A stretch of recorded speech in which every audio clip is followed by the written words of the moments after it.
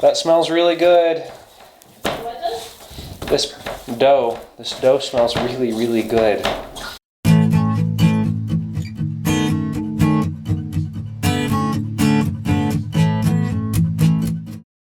One of my interests that is reflected in Good and Basic is an interest in the staples of life, namely really, really simple foods that people have survived on for a tremendously long time.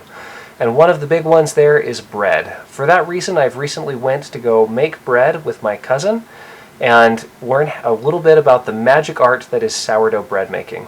Right now we're measuring out about 1 kilogram of flour. This is just regular ground up wheat, and then adding about 75% as much water by weight.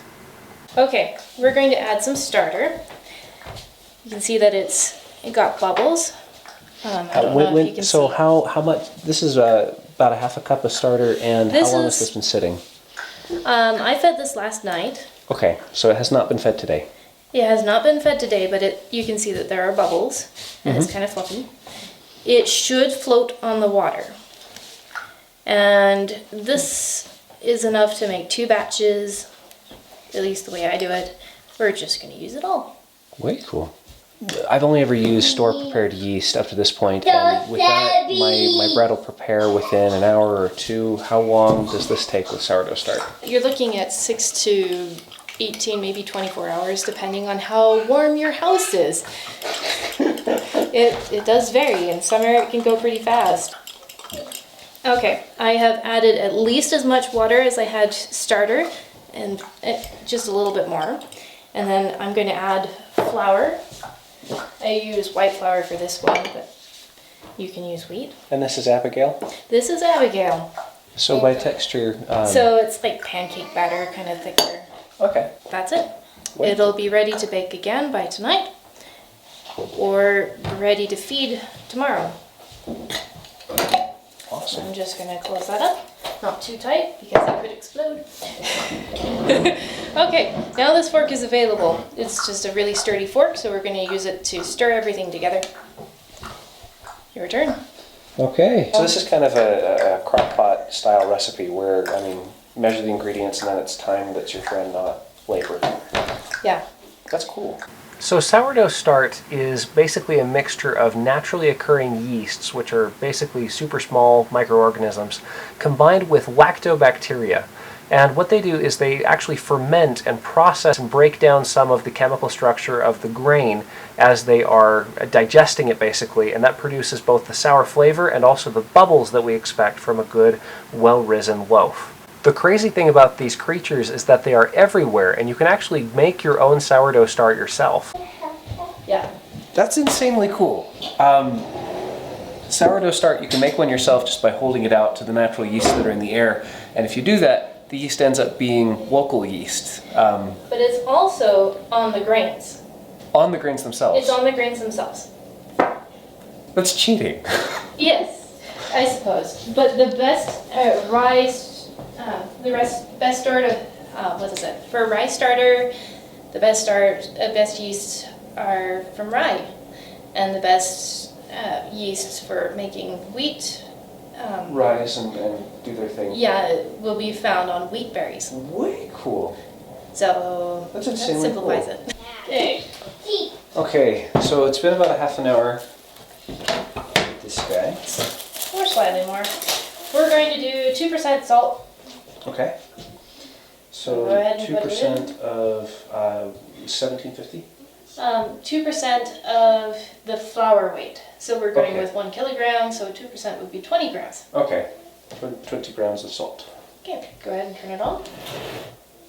20 grams is probably fairly close to a tablespoon.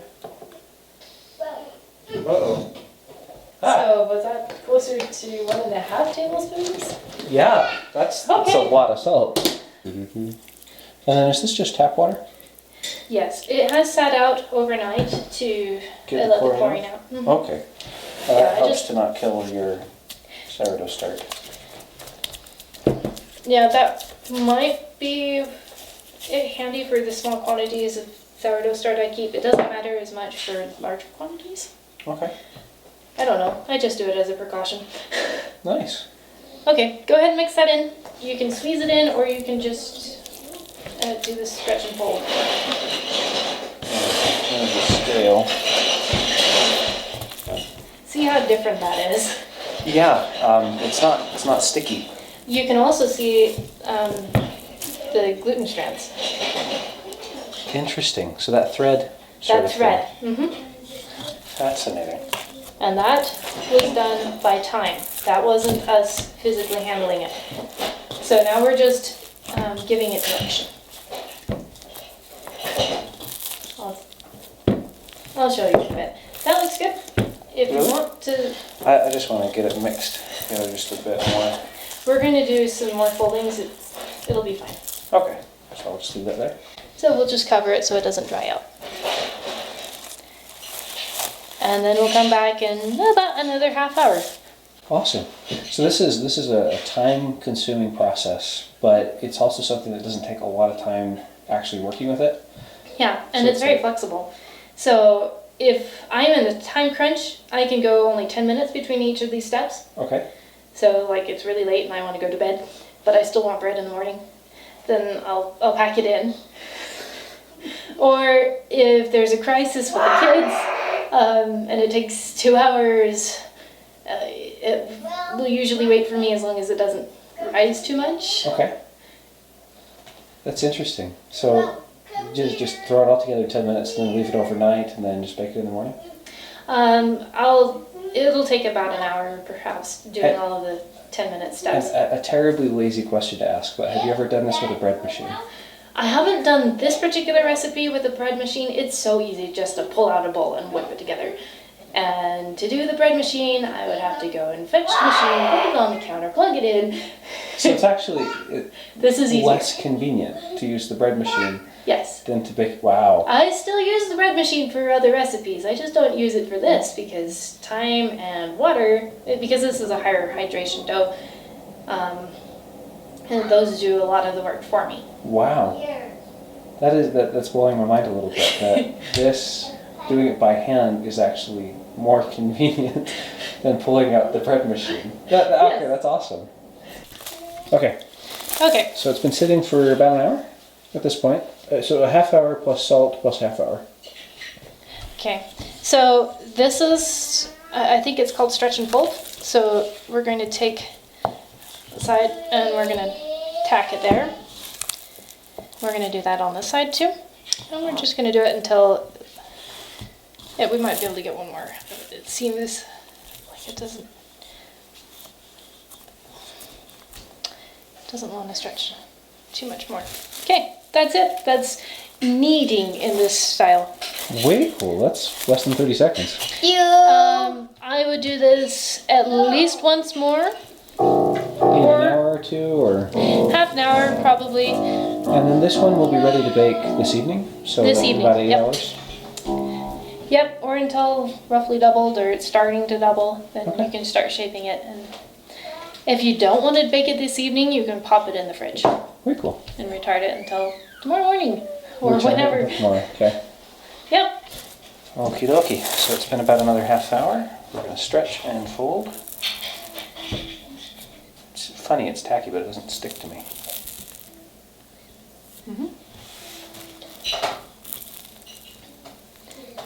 If you hear or feel bubbles popping, be a little bit more gentle. But it hasn't had that much time, it's not that warm, so we don't have to worry about that. Oh, interesting.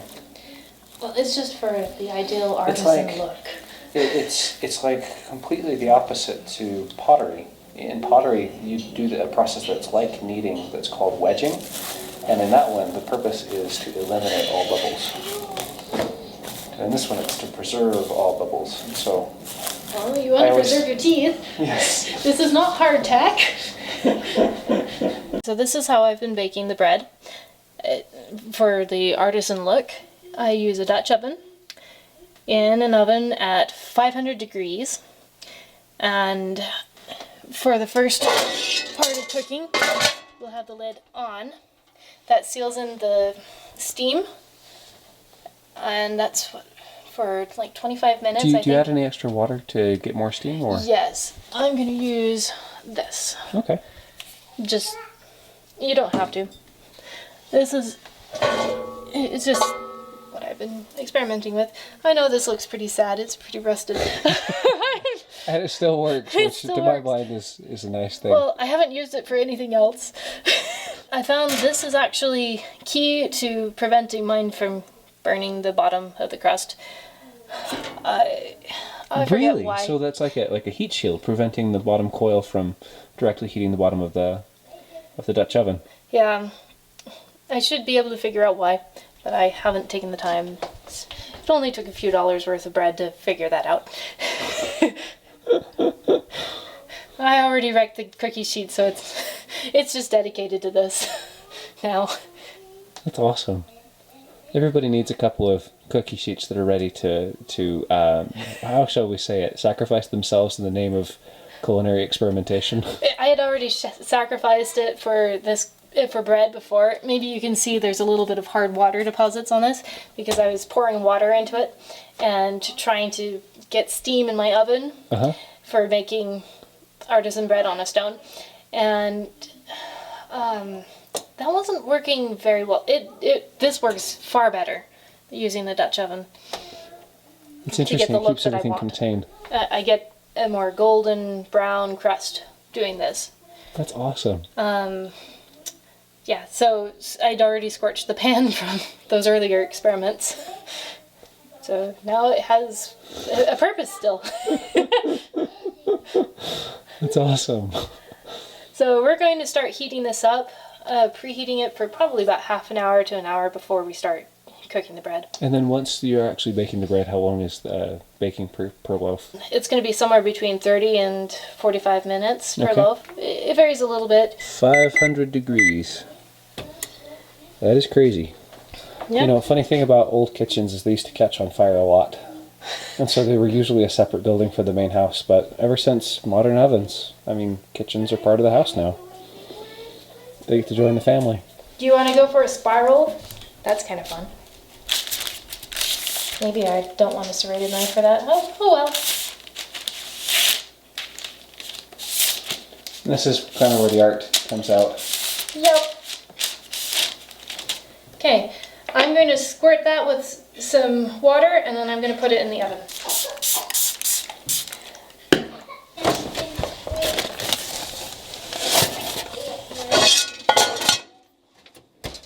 Done.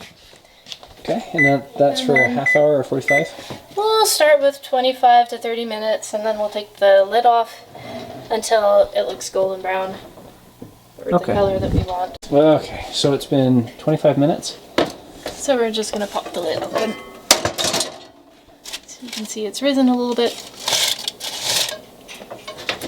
I'm going to close it up and we're going to let it brown. So that'll, given that, I'm going to guess about 10 minutes. I'm estimating that this is probably done by now. Oh, yep. Oh, that is awesome. So, I'm just going to put this on this tray over here to cool off a little bit. And we're going to go get the next loaf. Awesome. Oh, the smells. Oh, the smells. Wow. Wow. So this one has raisins and fennel seed and orange peel powder. We'll see how that tastes. That looks amazing. It's amazing. Do you want some too? Wow. Okay. Wow. Wow. Wow. Thank you for teaching me. You're welcome. I'm probably going to do this a lot from now on. Yeah. Wow. I hope I do this a lot. I did wow. Susan, thank you so much for teaching me how to make this. Ladies and gentlemen, if you enjoyed this video as much as I have enjoyed eating this bread and learning how to do this, then please hit the like and subscribe button below. Thank you for watching.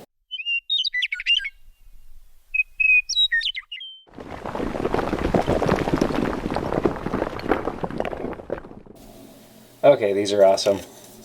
These are 3D printed tops for spreading grains and beans. I know they're seeds.